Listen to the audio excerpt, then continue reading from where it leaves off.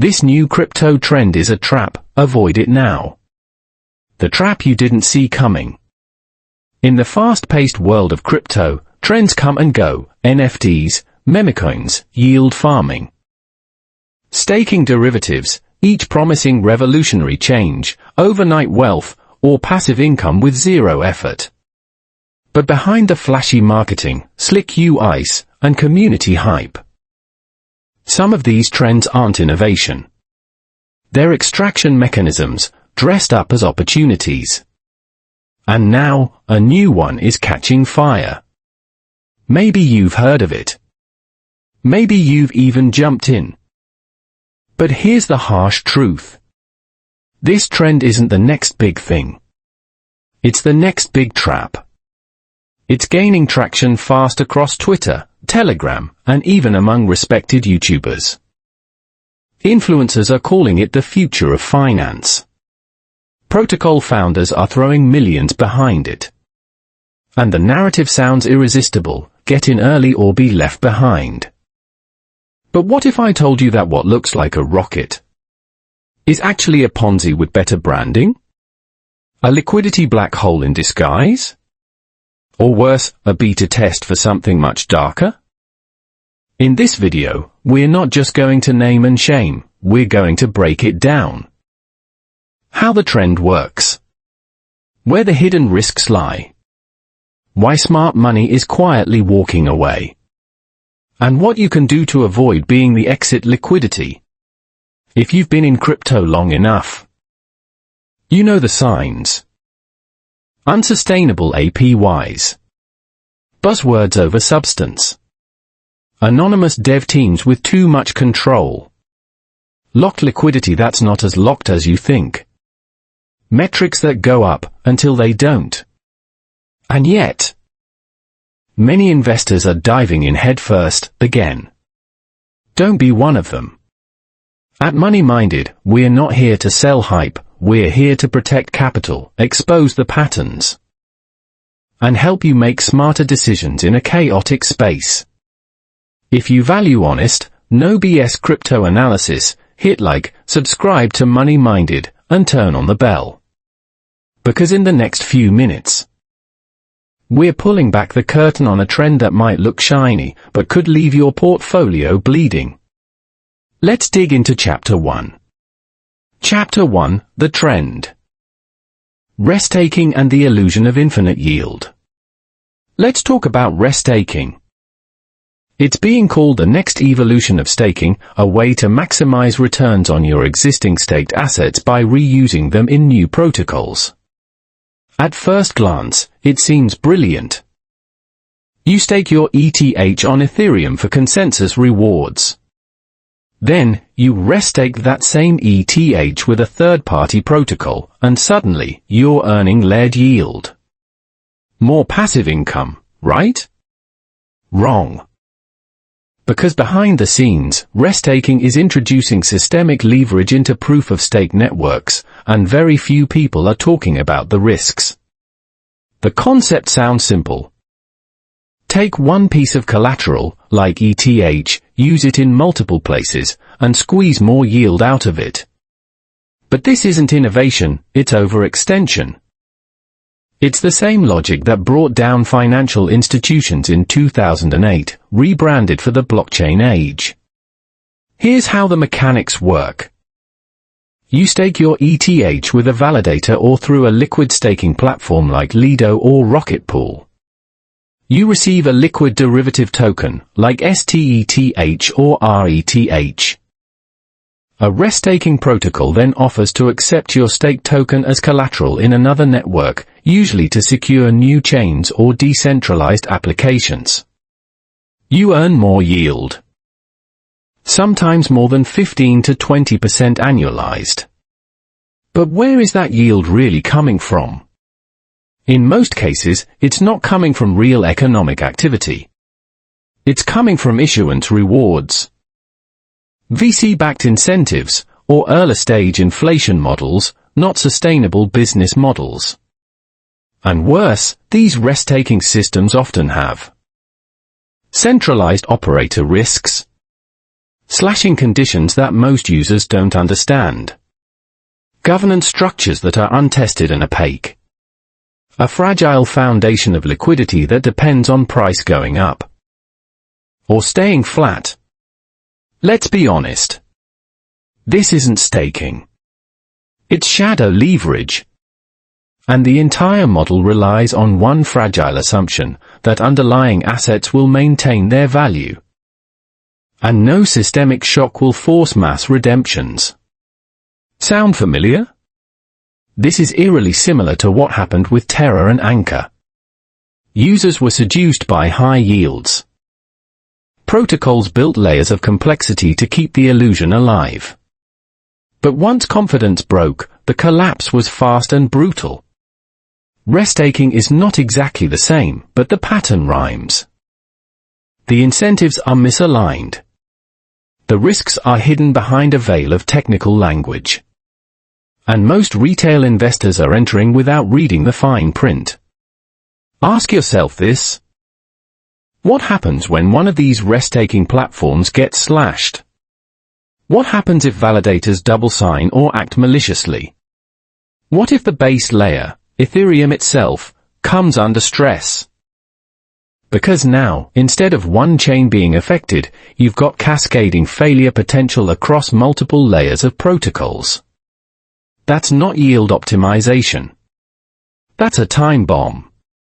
And yet, the trend is spreading like wildfire. Why? Because it's profitable for insiders. Early adopters, venture capital firms, and platform founders all get paid up front. They win even if the system fails. But you? You're just a liquidity provider. And when the music stops, you won't even know what hit you.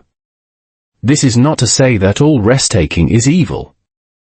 There are potential use cases for shared security models and modular blockchains. But those use cases must be carefully regulated, transparently governed, and clearly communicated to users. And right now, that's not what we're seeing. What we're seeing is a gold rush, and like every gold rush, most people end up holding rocks.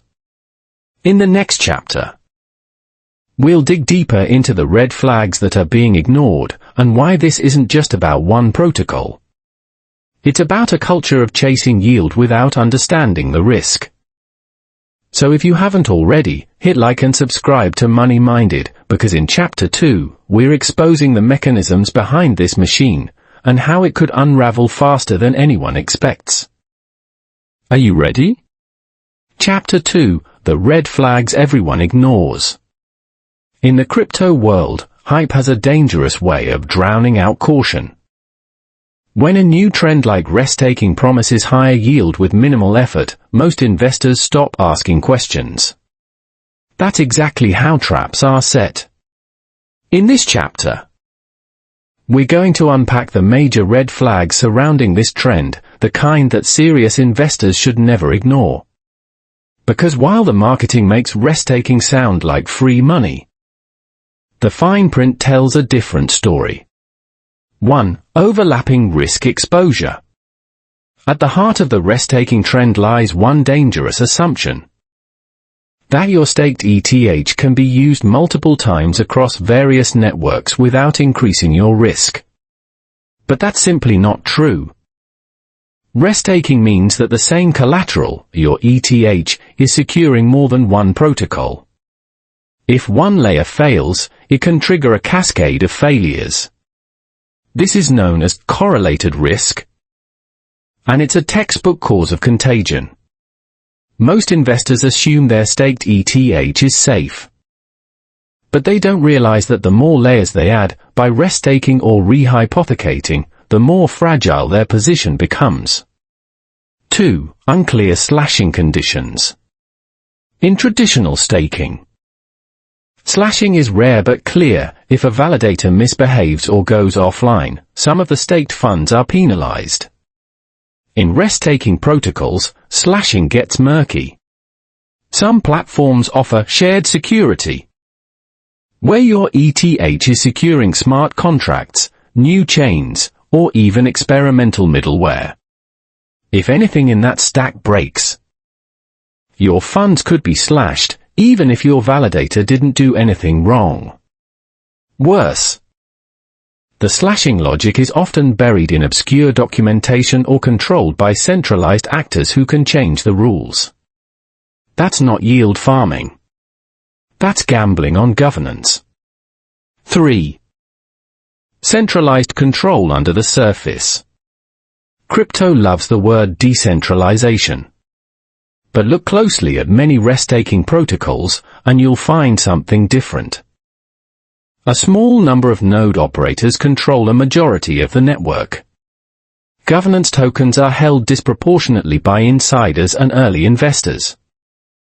Critical slashing or delegation decisions are made by off-chain councils or multisigs. In other words, the structure is decentralized in name only. When real stress hits, you're trusting a handful of people with billions in value, most of whom you've never met. Decentralization is not about buzzwords. It's about resilience. And in these protocols, that resilience is often just an illusion for unsustainable incentives. Let's talk about the yield. In many restaking systems, the advertised returns are shockingly high, 15%, 20%. Sometimes more. But where does that yield come from? Not from fees. Not from productive activity. And certainly not from any sustainable economic engine. Instead, it comes from one-time token emissions, VC subsidies, or circular incentives, where new participants pay the yield of old ones. That's not passive income. That's Ponzinomics. Whether they call it that or not. And it's not just one protocol. This incentive structure is spreading across L2S, modular chains, and even Ethereum L1 products. When the token rewards run out or the price of the incentive token crashes, the house of cards falls with it. 5. No exit liquidity when you need it. Here's the scariest part. When these protocols eventually wobble, due to slashing, governance drama, or loss of confidence, the first to exit win. Everyone else becomes exit liquidity. Because when panic hits, liquidity dries up. We saw this with Terra. We saw it with FTX. We're starting to see it in smaller staking platforms right now. If your funds are restaked across multiple layers and any one of those layers breaks, getting out won't just be expensive, it could be impossible. There are already instances where unstaking windows are delayed, validator penalties are disputed, or exit queues are weeks long. In a real stress event, those queues could become death traps. Conclusion of Chapter 2. These are not theoretical risks. They are structural flaws, baked into the current model of restaking as it's being implemented today. And while some teams are trying to build responsibly, the space is moving faster than risk controls can keep up. That's a recipe for collapse. In the next chapter, we'll take a step back and examine why these risky structures keep returning in crypto, and how they exploit one of the most powerful forces in finance, the fear of missing out.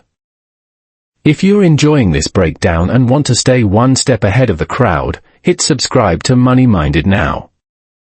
The deeper we dig, the clearer the trap becomes. Chapter 3, The FOMO Engine. How crypto repeats the same mistakes.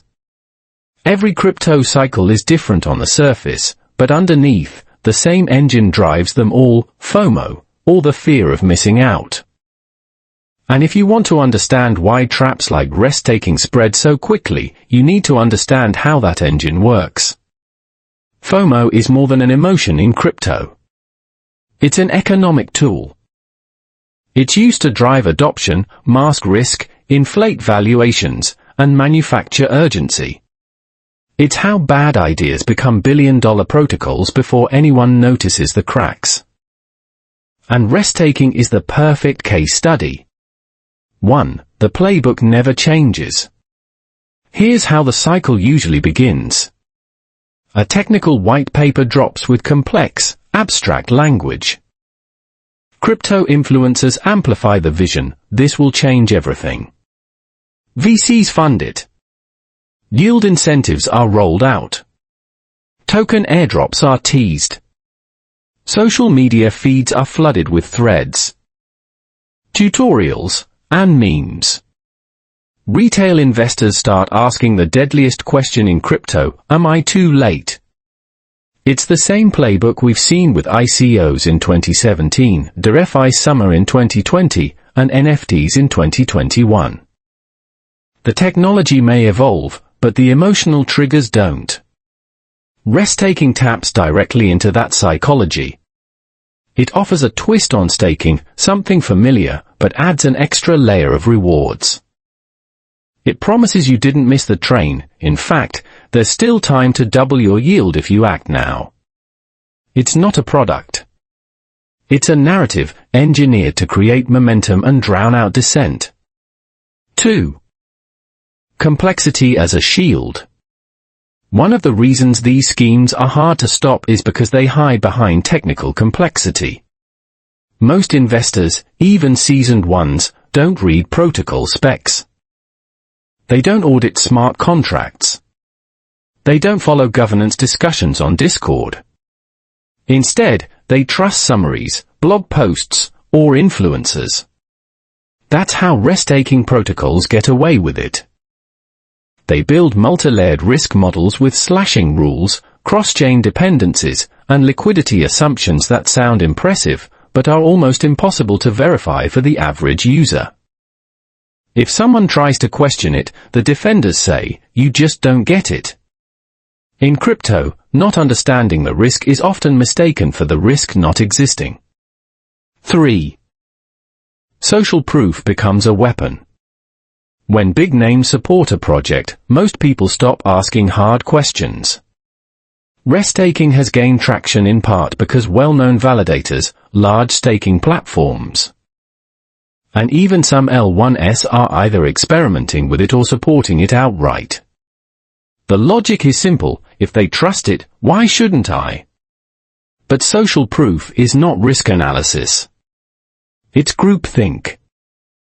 And in past cycles, it has been weaponized to normalize Ponzi structures, unsustainable yield platforms, and even outright fraud. FOMO is amplified by reputation. When leaders endorse something risky, even indirectly, it creates a false sense of security.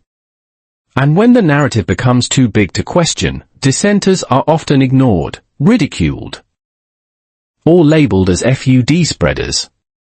4. Yield addiction. There's another reason this cycle keeps repeating, the industry is addicted to yield. After the 2022 crash, many investors became more cautious.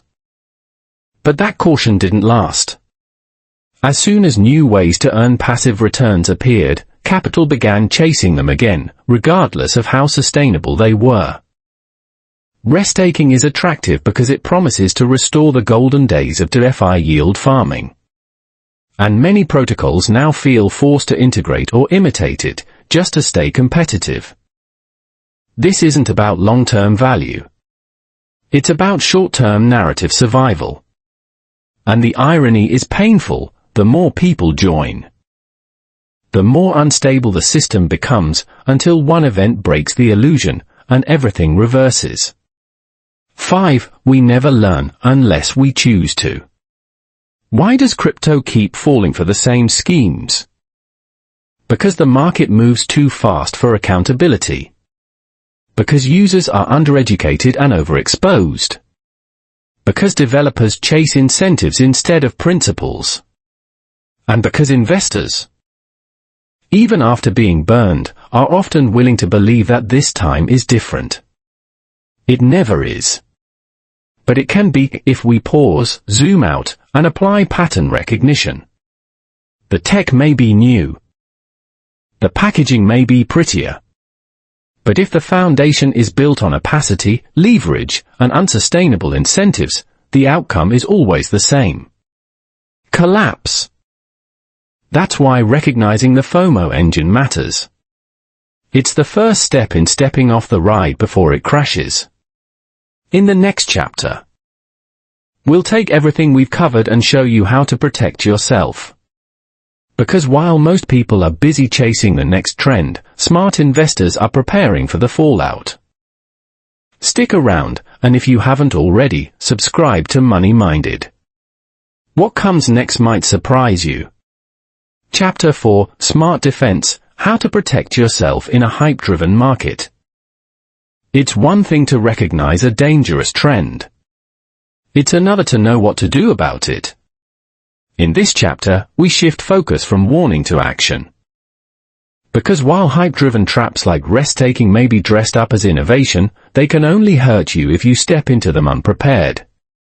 And in a market fueled by narratives and velocity, defense is your best offense. Here are 5 practical strategies that smart investors use to avoid becoming collateral damage. 1. Ask, where does the yield come from? Every time you see a new protocol offering yield, pause and ask one question: where is that yield actually coming from? Is it revenue generated by real users?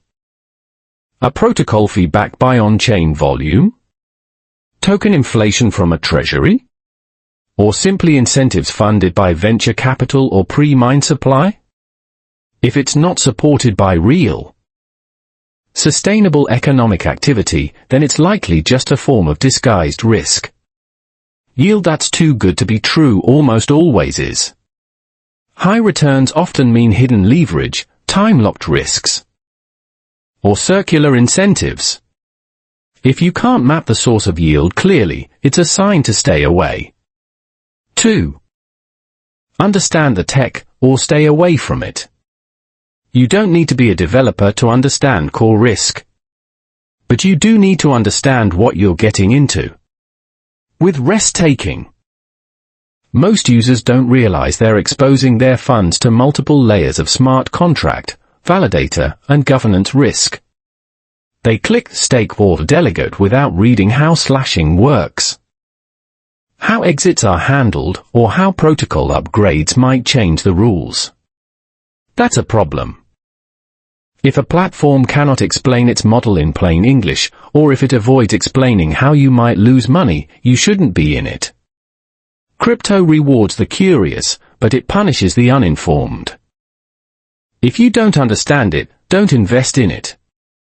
Full stop. 3. Watch what smart money is actually doing. Retail investors tend to follow what influencers say. Smart money follows what insiders do, and the two are not always aligned.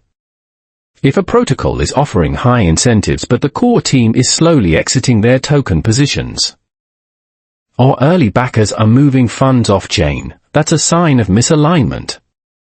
If there are whales farming incentives and dumping tokens into low liquidity markets, you are the exit liquidity. Use on-chain tools to track flows. Look for wallet activity of project founders and early investors. Pay attention to volume spikes that don't match real user growth. Smart defense means following money, not marketing. 4. Diversify not just assets, but ideas. Too many crypto investors are exposed to the same meta at the same time. When everyone is chasing staking yield, or airdrop points, or new modular chains, the risk is not just financial, it's systemic. A single failure can wipe out huge swaths of the market.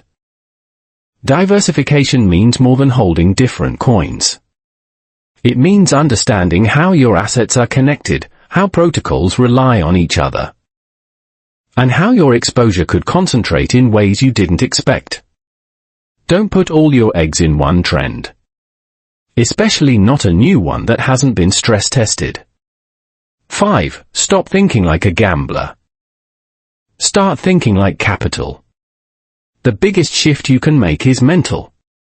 Most people in crypto behave like gamblers, chasing the next win, riding momentum, hoping to double or triple their portfolio on the next trend.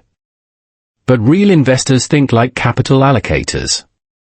They ask, what's the downside risk? What's the liquidity profile? Who benefits if this fails? What am I actually buying? The goal isn't to avoid all risk. It's to price risk correctly and to walk away when the asymmetry favors someone else. That's how you build long-term wealth in crypto. Final thoughts on defense. The reality is, hype-driven traps will always exist. Crypto is still a frontier market. And frontier markets attract speculation, manipulation, and volatility. But you don't have to fall into every trap. You can learn the patterns. You can recognize the narratives. And most importantly, you can choose to opt out of games where the rules are rigged against you. In the next and final section, we'll connect everything we've uncovered. Because this trend, like many before it, isn't just a one-time event. It's a symptom of a deeper issue in crypto investing. The problem isn't that people get scammed. The problem is that they keep coming back for more. Stay tuned. The conclusion might change the way you look at the entire crypto space. Conclusion: the pattern of the trap. What never changes? By now, you've seen the pattern. It starts with a new concept wrapped in technical jargon. It grows through influencers, inflated incentives, and community hype. It gains legitimacy through partnerships, TVL growth, and token price pumps. And then, it unravels, often suddenly, and always painfully.